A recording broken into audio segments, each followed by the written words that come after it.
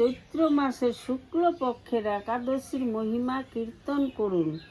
শ্রীকৃষ্ণ বললেন, হে মহারাজ, এই একাদশী ব্রত সম্পর্কে এক বিচিত্র কাহিনী বর্ণনা করছি। আপনি এক মনে তা শ্রবণ করুন।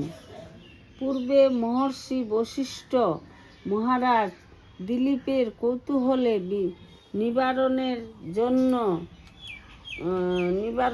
জন্য এই ব্রত কথা কীর্তন করেছিলেন। ঋষি বশিষ্ঠ বললেন, হে মহারাজ, চৈত্র মাসের শুক্লপক্ষের একাদশীর নাম কামদা। এই তিথি পাপনাশক ও পুণ্যদায়িনী।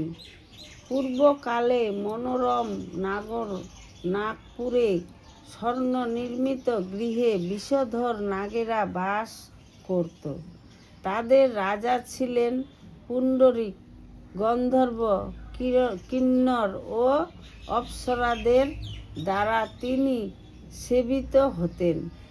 সেই পুরী মধ্যে অপ্সরা শ্রেষ্ঠ ললিতা ও ললিত নামে গন্ধর্ব স্বামী স্ত্রী রূপে ঐশ্বর্যপূর্ণ এক গৃহে পরম সুখে দিন যাপন করত। একদিন পুণ্ডরীকের রাজসভায় ললিত একা গান করছিল। এমন সময় ললিতার কথা তার মনে পড়ল। কার? ললিতের, মানে ওর বউয়ের কথা মনে পড়ল গান করতে করতে। ফলে সঙ্গীতের সুর, লয়, তাল, মানের বিপর্যয় ঘটল। ওর মানে গানটা কোন দিক থেকে কোন দিকে চলে যাচ্ছে। তখন কর্কট নামে এক নাগ ললিতের মনোভাবটা বুঝতে পারলো। গানের ছন্দভঙ্গের ব্যাপারটি সে পুণ্ডরীক রাজার কাছে জানালো। তা শুনে সর্পরাজ ক্রোধ ভরে কামাতুর ললিতকে, রে দুর্মতি, তুমি রাক্ষস হও বলে অভিশাপ দান করলো। কে করলো? রাজাটা।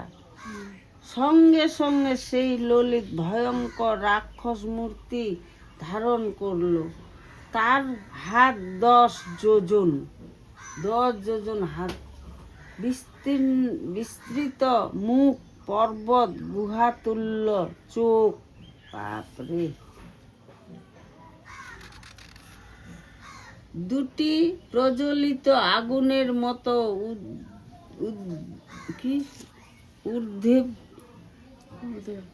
ঊর্ধ্বে 8 যোজন বিস্তৃত প্রকাণ্ড এক শরীর সে লাভ করলো অভিশাপে। ললিতের এরকম ভয়ঙ্কর রাক্ষস শরীর দেখে ললিতা মহা দুঃখে চিন্তায় ব্যাকুল হলেন। ওর বউটা আর কি ললিতা, দুঃখ, ওর নাম ললিত, এর নাম ললিতা। একদম ওরকম রাক্ষস মূর্তি দেখে ওর স্বামীটাকে একদম মহা দুঃখে চিন্তায় ব্যাকুল হলেন। স্বেচ্ছাচারী রাক্ষস ললিত দুর্গম বনে ভ্রমণ করতে লাগলো।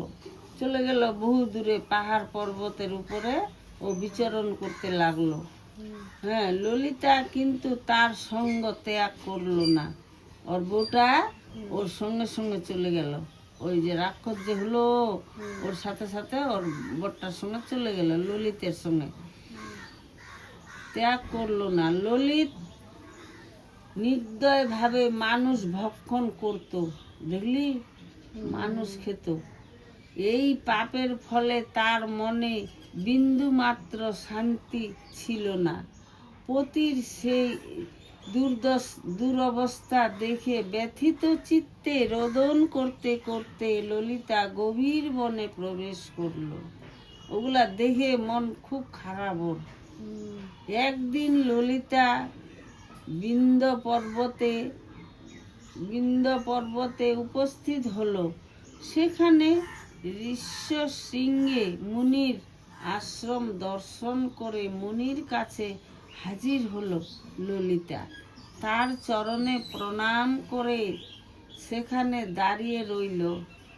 মুনিবর জিজ্ঞাসা করলেন, হে সুন্দরী, তুমি কে? কার কন্যা? কি কারণেই বা এই গভীর বনে এসেছ? তা সত্য করে বলো। তদুত্তরে ললিতা বলল, হে প্রভু, আমি বীরধন্যা গন্ধর্বের কন্যা। হ্যাঁ, আমার নাম ললিতা। আমার পতির পিশাচত্ব দূর হয় এমন কোনো উপায় জানবার জন্য এখানে এসেছি। তখন ঋষি বললেন, চৈত্র মাসের শুক্ল পক্ষের কামদা নামে যে একাদশী আছে, তুমি সেই ব্রত যথাবিধি পালন করো। এই ব্রতের পুণ্য ফল তোমার স্বামীকে অর্পণ করলে তৎক্ষণাৎ তার সমস্ত পাপ বিনষ্ট হবে। দেখলি কত গুণ। বশিষ্ঠ ঋষি বললেন, হে মহারাজ, দিলীপ মুনির কথা শুনে ললিতা আনন্দ সহকারে কামদা একাদশী পালন করল। তারপর ব্রাহ্মণ ও বাসুদেবের সামনে পতির উদ্ধারের জন্য আমি যে কামদা একাদশীর ব্রত পালন করেছি, তার সমস্ত ফল আমার পতির উদ্দেশ্যে অর্পণ করলাম। এই পুণ্যের প্রভাবে তার পিশাচত্ব দূর হোক। এই কথা উচ্চারণ মাত্রই ললিত পাপ মুক্ত হয়ে দিব্য দেহ প্রাপ্ত হলো। পুনরায় গন্ধর্ব দেহ লাভ করে ললিতার সাথে সে মিলিত হলো। তারা বিমানে করে গন্ধর্ব লোকে গমন করল। হে মহারাজ, দিলীপ এই ব্রত যত্ন সহকারে সকলেরই পালন করা কর্তব্য। এই ব্রত ব্রহ্মহত্যা, পাপ বিনাশক এবং পিশাচত্ব মোচনকারী। এই ব্রত কথা শ্রদ্ধাপূর্বক পাঠ ও শ্রবণে বাজপেয় যজ্ঞের ফল লাভ হয়। জয়।